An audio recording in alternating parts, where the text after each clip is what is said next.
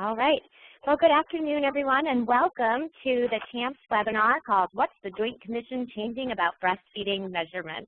I know that this will be the most exciting webinar you've ever received. In all seriousness, I am very excited about the changes to the perinatal core measures, and I think you will be as well because they should simplify our lives. As I said, this is Emily Taylor, and I am sort of your data advisor. And if you are a CHAMPS enrolled hospital and haven't yet had your data webinar with me, you will be definitely getting an email to set that up so that we can talk more specifically about all of our measures.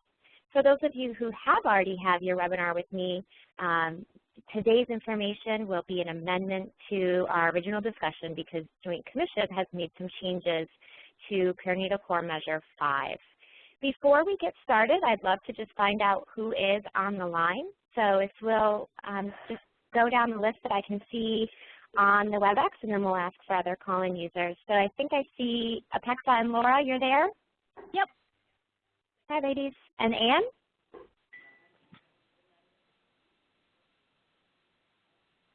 How about Bridget? Bridget, you want to say hello and tell us where you're calling from?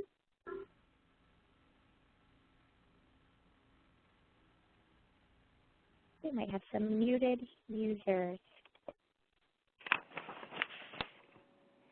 How about Jan Waddell?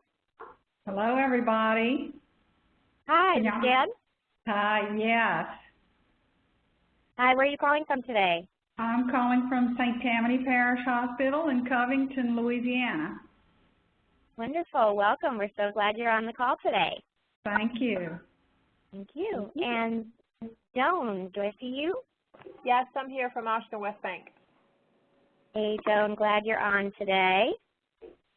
How about Lena and Joyce?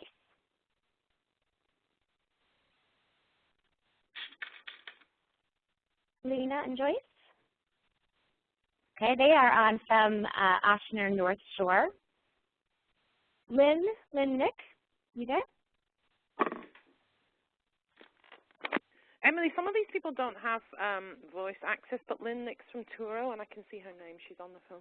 This is Anne. Okay. Okay, great. Thank you. All right, Lynn, welcome. We're glad you're on. Would any of the call-in users like to say hello? Hi, this is Cindy Bidrew from Oshner Baptist in New Orleans. Hey, Cindy. Welcome. Glad you're on. Hey, Emily. How are you? Great. Good. How are you? I'm great. Okay, all right, let's go ahead and get started. I'm so glad we've got such a great group on the line today. I do just want to remind everybody that sounds like you're already doing a great job. When you are not trying to speak with the group, please put your phone on mute. Please don't use hold because then we'll hear your hold music or recording from your hospital. You mute by pushing *6 and you unmute the same way, pushing *6. So please feel free to unmute anytime you'd like to share with the group. But just make sure that you mute again when you're not trying to participate. All right, so let's go ahead and jump right into our call. By the end of this webinar today, all of you will be better able to understand the current Joint Commission breastfeeding measure. As I said, I think you'll be really happy with the way it's been redefined. And you'll also know how to document and abstract the data for that measure. We'll go through that general information for everybody. That probably will only take about 30 minutes of our call today. Then for any CHAMPS enrolled facilities, we can discuss any issues that you're having with data and answer any questions that you have on the CHAMPS data more specifically. So we will start out with focusing on the topic for everyone, which is that Joint Commission perinatal core measure. So as most of you know, Joint Commission has a set of 5 perinatal core measures all around birthing and breastfeeding. So elective delivery, cesarean birth, antenatal steroids, healthcare-associated bloodstream infections in newborns, and the one we're all here today to talk about, exclusive breast milk feeding. So the first big change to notice is that there is no PCO5A. So this used to be 6 items up here, PCO5 and PCO5A. PCO5A is gone, and I've been having a party for the last month. PCO5A was the measure where we were looking specifically at exclusive breast milk feeding based on mother's intention. And I know many of you were struggling with how to capture this information, especially those of you for whom your electronic medical record for mom doesn't communicate with the record that you have for the newborn. Largely due to the extreme difficulties that hospitals were having with this measure, the Joint Commission said that it clearly was not going to be possible to keep that as a quality measure, and that's the primary reason why they took it out. And that's why I'm so happy. I don't want you all to be struggling over data for data's sake.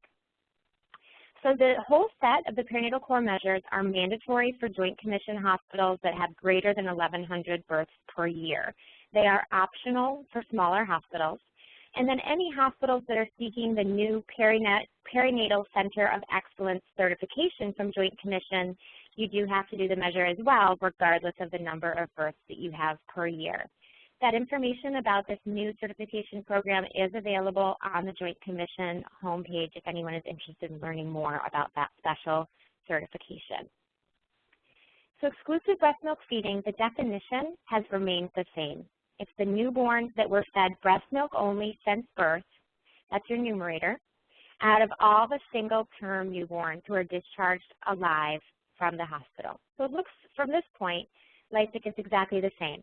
The first thing that everyone needs to notice is that our denominator is only single live-born newborns. So multiples, right off the bat, are being excluded from the population. So I know that this is often a point of confusion because multiple births are not listed in the exclusion criteria. However, what Joint Commission has said is that they just don't put them in the inclusion, and that way they don't need to be excluded. But just make sure that however you code this in your electronic medical record, that you are only looking at your singleton babies. And then we have our excluded populations. For the most part, the exclusions are exactly the same as they always have been. And for simplicity's sake, you can look at all infants who are admitted to the NICU. That's really the blanket excluded population. And that's because the nutritional needs and the availability of human milk are different for infants who are in the NICU and infants who are in well baby with their own mothers. So for that reason, infants who are admitted to the NICU are excluded. Infants with diagnosed galactosemia, procedural parenteral nutrition or infusions, infants who die or do not survive their stay or who stay longer than 120 days, those who are enrolled in clinical trials or who are transferred to another hospital, and here's the big change, those who are preterm, which they define as 36.6 weeks or younger. So they are included if they're 37 plus weeks. They're excluded if they're 36 weeks, 6 days or younger. So I know many people were confused about exactly how Joint Commission was defining preterm. That's the definition. So that's another new element that they've added to the manual so that they're really nice and clear for everybody. Preterm is 36.6 weeks. I'm going to give one more slide and then I'm going to stop and make sure everyone understands the excluded populations. So I just want to be very extra clear about the NICU. Joint Commission uses the AAP's definition of NICU. Now this may seem silly, but many of you do wonder if your level 2 is to be included or if your special care nursery is to be included. So this is the definition that they go by. It's the AAP's definition, which is a hospital unit providing critical care services which is organized with personnel and equipment to provide continuous life support and comprehensive care for extremely high-risk newborn infants and those with critical illness. So it is not defined by the level designation. So for example, you could be pretty sure that your level 3 and level 4, just by the definition of those, are likely going to fit into that category. Your level 2s may or may not. So you really need to look at that first definition right up top in order to make the determination. It's unfortunately not as cut and dry as level 1, 2, 3, or 4. It's also not defined by title. So it doesn't matter whether you call it a NICU or a special care unit. If it is a unit designed with the personnel and the equipment to provide continuous life support and comprehensive care for high-risk infants, that's what you're looking at. Now, infants are sometimes admitted to the NICU for observation, or they can be admitted for transitional care. And what the Joint Commission has said is that you are excluding infants who are admitted for observation. So I'm sorry, a word on NICU excludes this. So if a baby just goes for observation, doesn't matter how long they're there for, they do not get cut out. If they are admitted to the NICU for transitional care, meaning care less than 4 hours, they also remain in the denominator, so they do not get cut out. So what we're really talking about is infants who are admitted for procedural care in the NICU, not just those who might be passing through for observation or transitional care, say after a complicated birth. So I'm going to stop right there and give you an opportunity to seek clarification. What questions do you have? Emily, I have a question, Stan. Sure. What about illicit drug use? Illicit drug use is not defined, and in fact, they don't give any clinical indications of the mother any longer. So on this list, excluded populations, it used to have an additional term called reasons for not breastfeeding. And on that list was basically a list of mothers' clinical contraindications, so HIV, active untreated tuberculosis. All of those reasons are no longer considered exclusions. And what they said is that they can, even HIV, what they have said is that based on regional averages, that when they're looking at the comparison between hospitals, there should be similar rates of both newborn and maternal contraindications. So if, for example, you are attending deliveries in an area that has a very high rate of HIV, then comparing against the other hospitals around you, they would be expecting to see a similar rate of exclusive breastfeeding. So what they're saying is that it should be pretty equal across the board. This does not mean that every other baby should be, these are the babies who should be exclusively breastfeeding. They're just saying that they're not excluding them from the measure because it should be relatively similar across all units. Well, it's not a directive about how to provide care. Discriminates against areas of the country where you have HIV or where you have high drug use. But anyway, okay, yeah. As long as that we know what they're saying, but it's very odd actually. But okay, thanks. Yeah, so the preterms are oftentimes associated with these other things like tuberculosis, HIV. Yeah, not completely. They might be too, but not all of them. No, so they won't always cut it out. We do certainly have well-controlled HIV-positive women who are, benefiting from antiretroviral therapy. Their babies go to term and they stay in well baby. What they're saying is that based on the rates that we're looking at throughout the majority of the United States, it's just not significant enough to cut it out for everybody.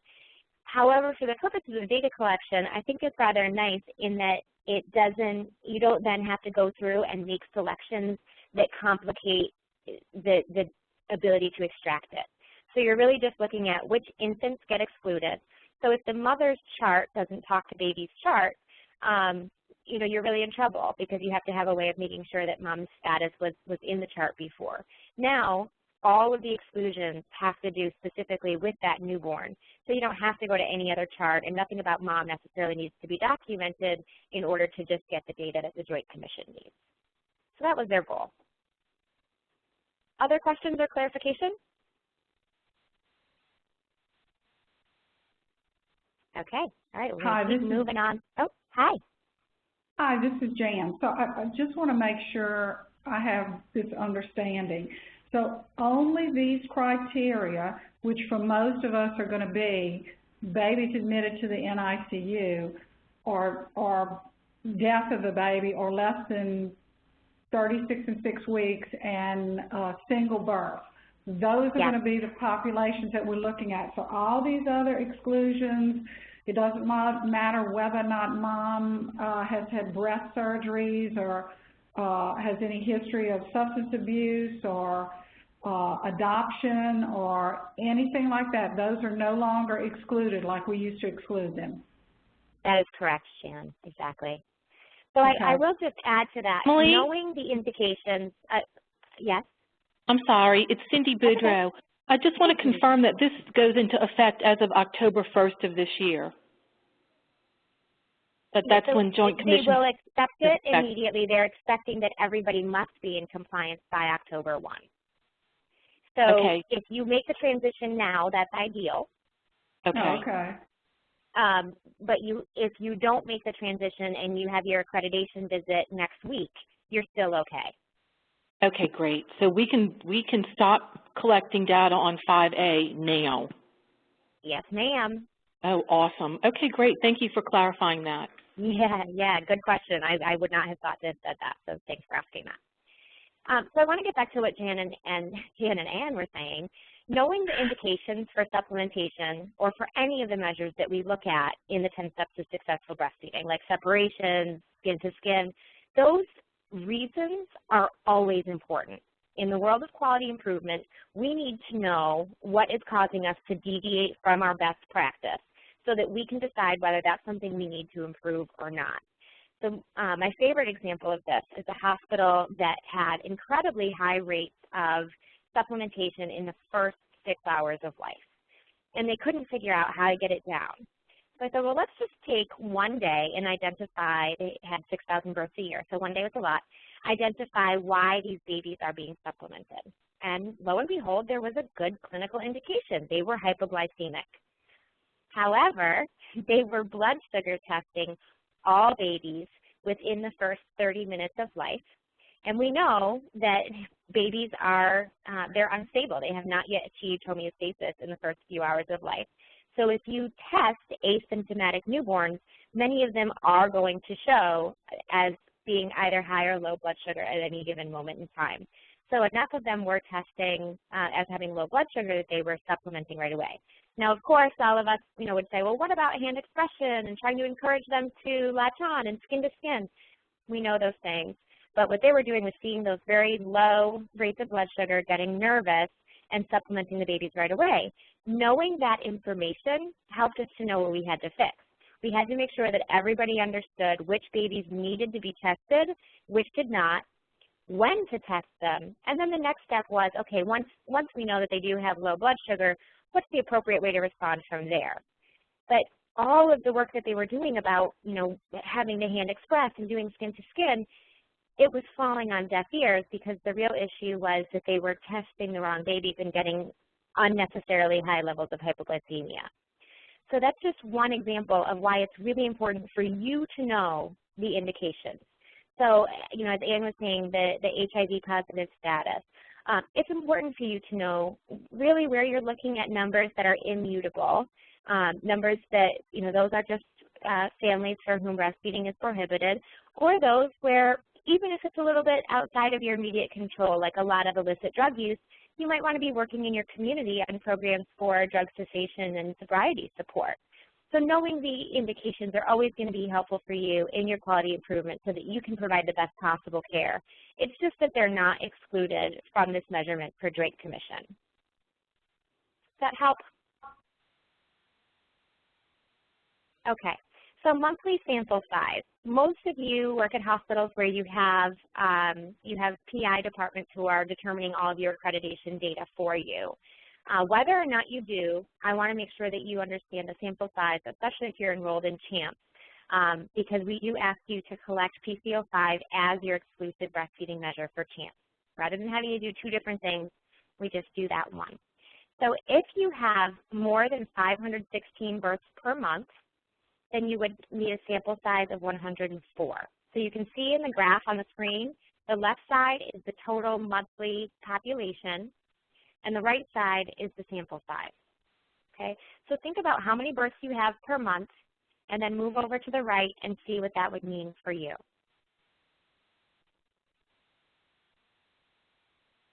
Anyone want to be brave and tell us how many births they have per month and which category they fall into for sample? This is Jan. We have somewhere, somewhere around, I think around 140, 150 births a month at St. Tammany. Okay. Great, so 140, 150, and then, so which category does that put you in for sample size? So, I guess 20% of the initial patient population? Exactly, perfect. So if you're looking at 140, then 20% is 28 per month. So about one a day would be your sample size.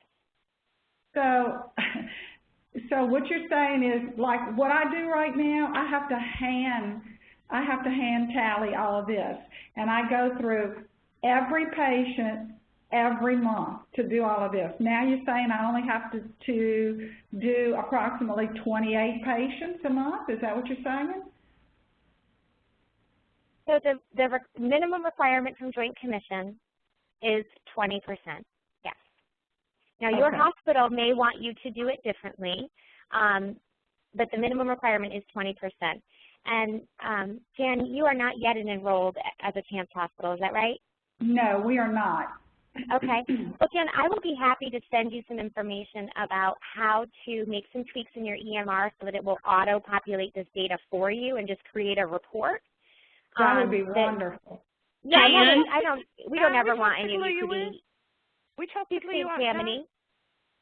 Jan? Oh, you're in Louisiana, right? Yes, in Covington. Yeah. Jan. Yes, Cindy? Yes, it's Cindy. Listen, Emily has helped us figure out how to generate reports from all this data from Epic. Okay. I'll be able to give all of that to you, and you'll just be able to push a button at the end of every month. Oh, my God, that would be wonderful. You need to tell Emily thank you. I was going to say, this is Anne, I was just going to say, that Emily, some of the places are collecting every month because Emily has facilitated that for you from the electronic medical record. So those of our CHAMPS hospitals who are on the phone, if you've been getting the message from us to do everybody and not just a sample, it's because we are able to help you to do that automatically. But if you're not able to do it automatically and you're using paper or whatever, then we are working with you to do samples. We don't expect everyone to do every single record depending on the size. Well, that's what I've been doing for about the past however many years we've been doing that. So my theory of EMR is that the whole point is to make it so that you're able to auto-generate data. So I'm going to just skip right ahead to this slide so that you can see this. The very bottom bullet for all of our measures for CHAMPS is if you cannot get a census level report right now, meaning you can't just auto-generate it from your electronic medical record, then just audit a sample. So the sample amount from Joint Commission can always be your sample size. So determine what that is, and then you can always do that. Our goal is for each of you to be able to build into your EMR and have the census level, push a button, get your report like Cindy is talking about within 3 months of enrollment. So for the first 3 months, you might be doing a sample.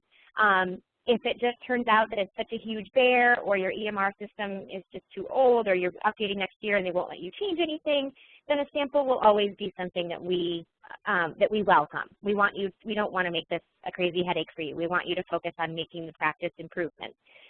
But we do prefer the census level report, of course, because that is going to get you the most information, but not at the cost of going through and searching every single record. Emily, it's Cindy. I have another question. Is that okay? Yes, ma'am. Okay. Can you I'd like to apply this rule for the skin-to-skin after vaginal birth and skin-to-skin after cesarean birth. So if we average 200 births a month, I would need a sample size of minimally of 40. Do I need 40 for vaginal births and 40 for cesarean births for the skin-to-skin performance improvement indicator? So you would look at the number of vaginal births you have and take 20% of that, and look at the number of cesarean sections you have and take 20% of that. Because you don't have 50-50, the number of cesarean is going to be smaller. No, not yet. It's probably going to be about half. I know, not yet. Please. Okay, that makes sense. Thank you. Yeah, so always look at whatever your population is based on the actual measure. Thanks so much for asking that. Always good questions. Okay, everybody else have a sense of what your sample is? These slides are going to be available for you so that you can go back and look at this. And this is taken directly from the Joint Commission Perinatal Core Measure Manual, so you can always look there as well. So those of you who just have 26 or fewer births per month, you do 100%. If you've got between 26 and 130, you do 26. And then 20% if you're between 131 and 515. And then if you're a big Mama Jamma hospital where you've got 516 or more births per month, you're going to do 104 per month. So it's about 3.5 a day. Everyone good on sample size? Okay. So the national average in 2013 that was reported to the Joint Commission was 53.6% exclusively breast milk fed. So remember, you're taking out your multiple, you're taking out your contraindications, you're taking out mom's contraindications, newborn contraindications. The number that they have as an average currently is 53.6. They do not set a minimum requirement. Okay, so I know oftentimes people think, well, you have to have 80% minimum training and 80% minimum skin to skin. Baby-friendly, Joint Commission, no one says you have to have a minimum amount of exclusive breastfeeding. Okay, your exclusive breastfeeding is going to improve over time as you improve your skin to skin, your rooming in, your hand expression. So what you want to see is an improvement or at least a stabilizing of your exclusive breastfeeding rate. But it's just good to know what that national average is, 53.6%. Are there any thoughts or questions that anyone wants to share about that? Oh, yeah. I have a feedback on that, Emily. Those of you who are sort of entering into this and are planning to do it honestly, I personally am almost certain. You can just go back to that last slide, Emily? That where are those data from, Emily? Where exactly are those data taken from? This is the PCO5 report for all Joint Commission hospitals in 2013. Okay, so you know, it may or may not be easy to tell stories to the Joint Commission, but just based on my great experience of going to hospitals in many different parts of the country and looking at what's really happening and how people are even ingenuously miscollecting the data, I think that's a vast overestimate. I do not think that most of the hospitals in this country have 53% exclusive breastfeeding in the hospital. I just don't think it's true. There's no way. There's no way.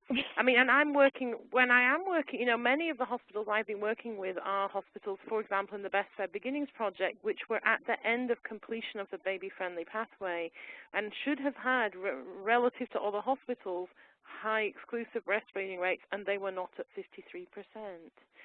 So, you know, those were not, you know, maybe superstar hospitals, but they certainly were hospitals that were near baby-friendly. So I don't know how this data were extracted, and I don't know whether the hospitals that aren't any good at it didn't elect to do this measure, but I just want to reassure you all, because when you look at yours, they are not going to be 53% looking at the group of hospitals on here, and I don't think you need to worry about that. And I think one thing that's going to happen as the national people and Joint Commission and CDC and everybody gets more stringent about how breastfeeding is defined and collected, we will actually see a decrease in breastfeeding rates, and it will all be to do with measurement. So please don't panic, because I can see that looking at this, you're going to be thinking, well, we're nowhere near that. I can assure you this is not true. Yeah. I've only worked with one hospital over all the years out of hundreds of hospitals who had an exclusive breastfeeding rate that I truly knew was above 50%. And that was just with a tremendous effort after many years of being established as baby-friendly. And there are some hospitals in California that have very high rates. I think there are some hospitals that have these rates, and those may be driving up the average, because there's a lot of baby-friendly hospitals in California, and a lot of them do have very high rates. But this is not something against which, like, if you're not, you know, in California, you should be comparing yourself. Yeah, exactly. So the other thing that I just want to specify is these are all the perinatal core measures are approved by National Quality Forum. There is another accrediting body who I know at least one of our CHAMPS hospitals is accredited by, called DNV, and they actually allow you to select your own measures. They have obviously the CMS required measures for accreditation, and then anything additional, the hospitals select them themselves and report every year on those. So for any of you who are being assessed or accredited by DNV instead of Joint Commission, there isn't an equivalent, but you may choose to report on this out of one of your optional measures. Okay, everyone, any questions or concerns? Well, my concern is that with them taking away some of these exclusions, for example, we have so many moms that we're seeing that have had breast surgeries and particularly reductions, breast reductions, previous failed lactation because of maybe augmentation with perioreolar incisions. You know, I'm just wondering how much lower, if we can't exclude these people, is this going to drive our exclusivity rates? Yeah, so I mean, it's a valid point that I think is a real struggle, and I think that's why it's so important what Ann was just saying, that this number is really an indicator, and what has been shared publicly is very different from what we actually see in individual hospitals. So, you know, really you just have to focus as much as you can on knowing that you're practicing the best possible ways to ensure that you know, that you're supporting exclusive breastfeeding as much as possible. Focus on those areas and get your numbers really good and solid in those areas, like skin to skin and rooming in. But don't worry so much about that outcome measure. So previous breast surgery was one that was previously excluded, but there were many other indications that were not. So that number is going to go down even further for everybody as well, because everyone's in the same boat. So some of you are going to have more previous breast surgery. Some of you are going to have more HIV or tuberculosis, substance abuse. Some of you will have more preterm births. They take that into consideration, and so should you. You got to go easy on yourself, but if you know that's your population, then that's what you got to look at. And you can also look for yourself at which you consider clinically indicated and which you don't. So we're not asking for that because we don't want to give you one more thing to have to report on. But it's always a great idea to look at your exclusive breastfeeding rate according to Joint Commission, but then your exclusive breastfeeding rate for clinical indications and really see, you know, which clinical indications they're coming down to. There might be some that you could improve on, or it might just be good to know that, you know, these are your numbers. So sort of what are the acceptable supplements and what are the less acceptable supplements? Does that make sense? I guess my comment, my last comment is to my other fellow listeners is that we all need to make sure we let management know if there is a decrease in our exclusivity rate, the reason is because of the changes in the exclusion. Yes. Yep. Yeah, it's a great idea to let your quality improvement office know that in the beginning, absolutely. Yeah, so Dan, I just wanted to let you know, most of our PI departments have already gotten this information. So as they're learning about it, I mean, I think they're going to be aware, and you know, administration is going to be aware because they have to inform them of the changes. So those of you who are enrolled in the CHAMPS have this already. Those of you who aren't yet, we can happily share it with you. This is the template that we provide to help you in adjusting your medical records. So what we recommend in your I&O is that you have the food that's being provided. You see right up here this first black bullet, and then that's a drop-down list of options. At the next black bullet, you see the list of options. So you've got a group of different reasons for counseled maternal requests. Then you have a group of reasons for maternal contraindication and a group for newborn contraindications as well. I recommend that you keep this in there and that you track those numbers as well. It's just that you're not going to be submitting them to Joint Commission.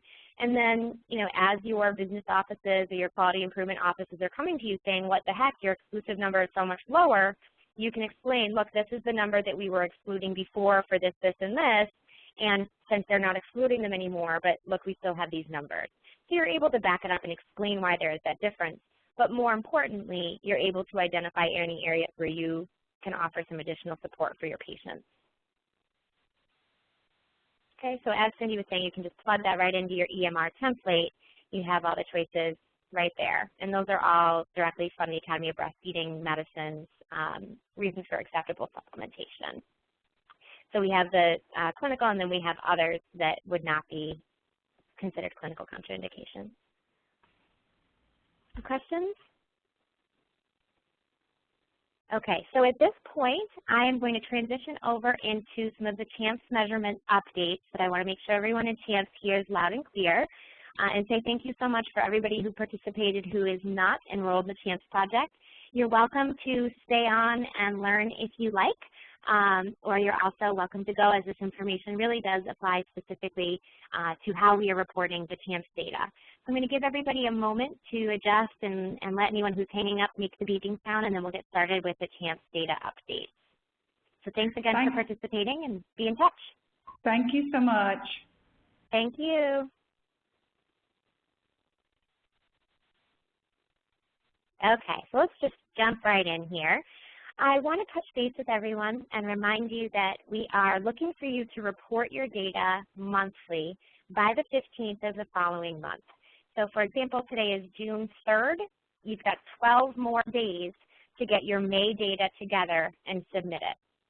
So always looking within 2 weeks of the month end, getting that data into us. We would love for you to use the data collection form just to gather your information, but you're going to be submitting your information in the online tool. So I want to make sure that everybody knows how to get there. And then, of course, as we've said before, if you do not have census level report where you're auto-generating it from your record, that's okay, but we do need you to do a sample. It's going to be so helpful for you a year from now to be able to see how far you've come, how much improvement that you've made. But you're not going to have anything to celebrate if you don't first get that baseline data on the books. So we really want to encourage you to go ahead and get that happening. I think you'll be excited to hear that we are making some adjustments to the way that we're asking you to collect the race data. So I'm going to turn pages here. So if you need a second, don't worry. I'm going to zoom in. So you will see here, I'm going to go to exclusive breastfeeding. Is this big enough? Can I have maybe Ann tell me, is this big enough for you to see?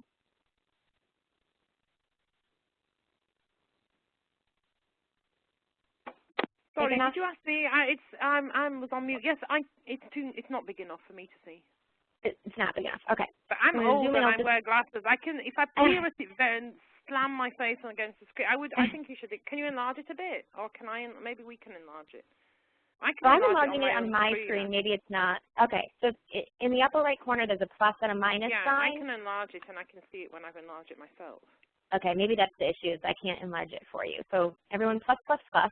The bottom line is here, this is your data collection form that we've sent to all of you who've already had your meeting. You probably remember that there were about 3 times as many races and ethnicities on here the last time you saw it. We're minimizing this down. So we want you to report on each measure for all races together, meaning everybody combined, and then on African American non-Hispanic, Hispanic of any race, white non-Hispanic, and then other, and unable to determine. I know Louisiana has unable to determine in your birth certificate, so that's fine as well. So we're not going to do Asian Pacific Islander, American Indian anymore. We're going to include those in the other race. Several of you were saying that it was just too cumbersome to be able to include it, and really it's about 2% of the population of each of your states that make up all of the groups that will ultimately go into that other rate. And so we are, for the sake of your data burden, just going to compile that now into the other category. It is extremely important to this. Oh, go ahead. No, you may be about to say this. Sorry, Emily. I just wanted to point out that, you know, one of the reasons, or the main reason that we're collecting these data is so that at the end, in unidentified conglomerate form, we can say something about what changed, hopefully, that we narrowed the gap between the different races. And just from a purely statistical perspective, you know, all those other groups, we would not be able to say anything about them anyway because we just do not have enough people. And I believe you me, I work with Native Americans and I work in hospitals where we're 98% Native American and we can say things about Native American populations. So it's nothing to do with, you know, any judgmental or anything like that. But statistically, we know, especially based on what we've already corrected, that we couldn't possibly say anything useful or statistically worth saying about that very small percentage. So we will report it as other, but it won't be, unfortunately, something we can report individually. Thank you for clarifying that, Ann. So we are minimizing that. So your data collection form, first and foremost, is going to look different in that it's going to have fewer racial and ethnic categories. And then we've also removed PCO5A. So that puts us at a smaller group of measurements. That puts us at breastfeeding initiation, exclusive human milk feeding, which we were just talking about, skin to skin after cesarean, skin to skin after vaginal birth, and rooming in. So we went from 6 to 5 by taking out PCO5A. And then also, because we don't have the maternal indications, we no longer have to have the provider order on file, which makes PCO5 much, much easier. So some of you are concerned because your current measurement system doesn't match the definitions that we have in CHAMPS just yet. I know that it will soon. So again, I just want to remind you, we still want you to go ahead and submit the data that you have, and then beneath each measure, you have the opportunity to enter a note that explains what your measure, or what your data actually measures. So the best example is many of you have any skin-to-skin in your chart, like yes, it was initiated. Or you have a free text that says skin-to-skin for 20 minutes, skin-to-skin for 30 minutes. So you just want to count those up as any skin-to-skin. So our definition is skin-to-skin immediately and through the first feed, or at least 1 hour if exclusively formula feeding. You would just want to write in the notes section, put your number in, your numerator and your denominator, and then just write our measure only looks at any skin-to-skin, or whatever it is that your measure looks at. So just tell us what that data tells us, and try to give us the closest thing to the measure itself as much as possible. Now, if you don't have any documentation, we still want you to put in the denominator. So if, for example, you don't have any documentation of skin-to-skin, but you have 100 vaginal births, you would put in 0 out of 100. That way we know you had the births, but just that skin-to-skin wasn't being done and documented. So again, we don't want you to have to go hunting down for all these notes, and you can do a sample if you want to try to make it as easy as possible. So what questions do you have strictly about reporting? So Emily, this is Joan. So is the update ready for the May download? Yes, so I'm going to send out the revised data collection form right now so that you have something to practice with. And the e-survey tool where you go and you enter it online is updated and ready to go. Okay, and then and then the other thing is I want to make sure, because right now we're not able to collect the rooming in data. So you're just saying out of our population, if we don't know, and just put we're unable to do it at this point, right?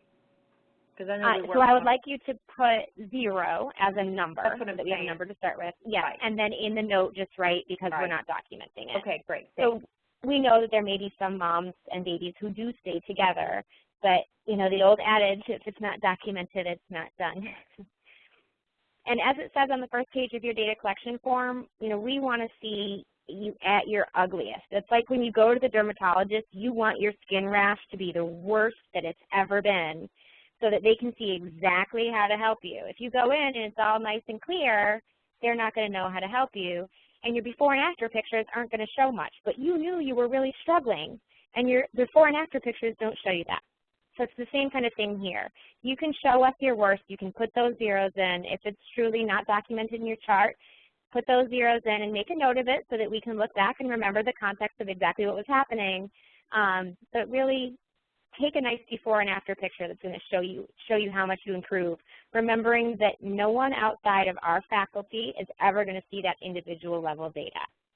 When we talk about this as a collaborative, it's going to be all hospitals in CHAMPS have this rate.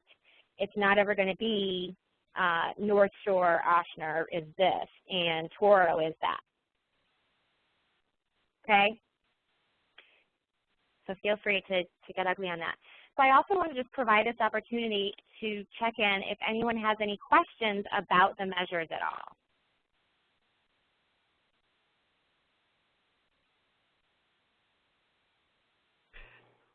Now, Emily, this is Lena. I just wanted to ask, are you going to have this part taped or sent somewhere? Because I missed the beginning of your talk because I was on a phone call. Sure.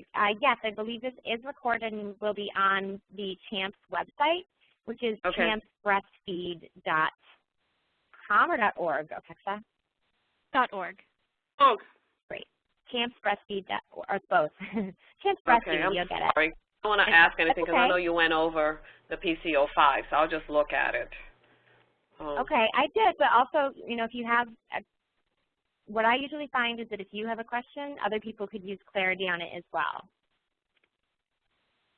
Oh, no, I just didn't hear you because I wanted to know the exclusions that are not exclusions anymore. So that was, I guess, my question. I was just going to look. Because you said that the breast surgeries were not exclusions anymore, and yep. I didn't get all the list. So there's no longer any of that extra clinical indication, whether neonatal or maternal, they're all gone. So the list, you see the slide on the screen now? Those are your only exclusions. Oh, okay, I got it. The one that was on the bottom was that reasons for not breastfeeding one. One of those reasons was the previous breast surgery, but they all fell into the category of reasons for not breastfeeding. That is gone. And then the other weird thing is that the only ones that are included are single newborns, so you're not including any multiples. But no other clinical indications besides this list. Which is sort of nice because then you don't have to worry about all the things of, documenting the particular reason at admission by a provider or an IBCLC. I know many of you were struggling with that. Good question, Lena. I'm glad you're on. Thank you. Anybody else questions about the Joint Commission PC05 or about your TAMPS measures? Okay, so I'm going to send around right now to the whole group the new data collection form that has it takes out PC05A and it has the correct racial groups for you, which I think will simplify things a lot. I'm also going to send around a new copy of the user guide, which also has taken out the exclusive human milk feeding considering mother's choice. And because of that also, it takes out the INO the way we had it before. You may remember it had one set of clinical indications that were approved by Joint Commission and one set that were not. Now they're all collapsed as their own contraindications since Joint Commission isn't looking at those anymore. So you will receive both of those documents immediately following this session. And then hopefully if you have any questions or concerns in the meantime, please do not hesitate to reach out to me. I'm really looking forward to seeing all of your data 12 days from now on the 15th of this month. So I'm not going to belabor the point. If anyone wants to stay on to ask more individual questions. Let me just add one thing. Emily, let me just add one thing. Emily's just, just a lovely person, and she doesn't say things as badly as I do. But I'm just going to also say that we have struggled with a few places getting their data, and we're not getting as much as we would like to. So I'm just going to play the bad guy and say, maybe I'm guessing that of those of you on the phone, most of you are doing it because the people who are not doing it are not on the phone. But please, please, please do get the data. That's the only thing that we ask from you. And for us to show that this project's successful, we have to be able to go back to our funders and say, these were at the very least, these were our breastfeeding rates at the beginning. These are the breastfeeding rates at the end, and they really would like to know the racial makeup because they want us to close the gap. So if you guys all believe in our project and want us to keep getting, funded to be able to support you, we need those data. We're not doing it arbitrarily. It's not just something we thought up to torture you. We need to be able to collect those data, and we need to be able to show that to our funders, and that's pretty much the one major commitment. So those of you who have not been able to get around to it, Emily's always available. She's wonderful. She's always able to help, and she's very creative and constructive and extremely well knowledgeable on what you're doing. So please, please, please, I'm putting my plea in that if you've not been able to get these data before, get them, because that is the one thing that we need. Even if we were never even, to publish this conglomerate stuff, we need it to take it back to our funder and say, look, we've collected these data and we've made a difference. So please, please do it. I just want to put that plea in. Thank you. I do have a question. Will we? I know we've been putting in our data, but of course, I've been printing it so I can have my own copy. Is there any way that y'all will be building us some nice little graphs or ability for us to have it graphed out so we can kind of see over a trend our progress? We've been talking about that. Yeah. Well, we'll do it one way or another. Emily's trying to persuade me to put it on some platform that would do all that automatically, and I'm kind of hanging back a little bit because when we worked with HQ, there was an extremely complicated, and I'm sure we'll reach a compromise. We have just hired a new person onto the project, Kirsten Crane. who is going to be working on managing all our data, which include, Emily is collecting and instructing you through this. Kirsten is going to be putting it all into one place, and that includes like the baseline data that we collected from you on your application forms. It includes the data that Roger's collecting through the interviews about the community.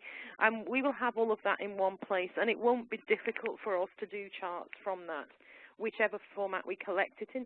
Frankly, right now, there'll probably be 1 or 2 hospitals there that we can do these comparatives, but there aren't that many of you that's sending it in on a regular basis that we actually have enough data to even do run charts yet. So, and of course, some of the hospitals only signed up like last week, so it's not like, I'm browbeating everybody.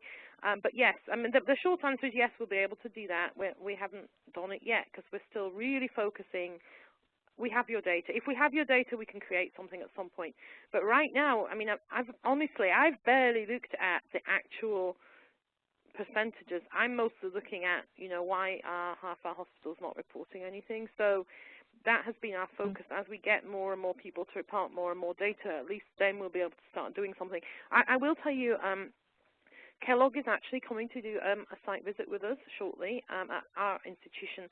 And Kirsten, she's not at my institution, she's on contract like most people, but she's going to put together a baseline data report as to where the hospitals were when we enrolled them. And I don't think there's any reason we cannot share that with you. Again, there'll be no names or anything. It'll just be a data report from where we're at the beginning. And I think that will at least give everybody, I think we can probably share that. We probably are not going to put it on the website, but we can certainly share it around. It's all de-identified data. It's just a picture of the overall hospital population that we've enrolled. Yeah. And that okay, will great. be available. That sounds good. Thank you. Yeah. I think, was that Joan Bruni talking? Yes, it was. Okay, Joan, I'm going to give you a special treat because you were the first hospital that submitted all of your data. You've submitted for January, February, March, and April, including your racial disaggregation.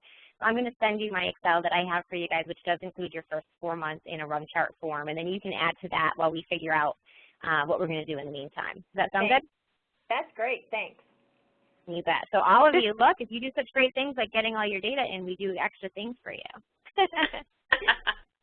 Did someone else have a question? This is Lori Winter, the physician lead for CHAMPS, and I just wanted to thank Emily for such a clear and excellent presentation. I want to echo Ann's point because as the physician lead and trying to rally up physician engagement and support for all the changes that you're all making, I know that we have a lot of data that demonstrate disparities in healthcare outcomes in terms of exclusive breast milk feeding. But I think that with the rest of the data points around skin to skin and rooming in, if you can show disparities in healthcare practices and the delivery of care, that will resonate with your physicians. They want to know that there in fact are disparities that they can do something about. Thank you so much, Lori. That's such a great point. And actually, I think it's such a great point that let's end there. If anyone does have individual level questions, I'm going to be on the line for another 7 minutes here to take up our time. But with that, I will say thank you, everyone, so much for your participation. You're such an awesome group. And I know it's a privilege for all of us at CHAMPS to be able to work with you. Please don't hesitate at all to reach out with your questions or concerns about PCO5 or the CHAMPS measurement more generally. I look forward to speaking with you all soon and to seeing your measures in the next couple of weeks.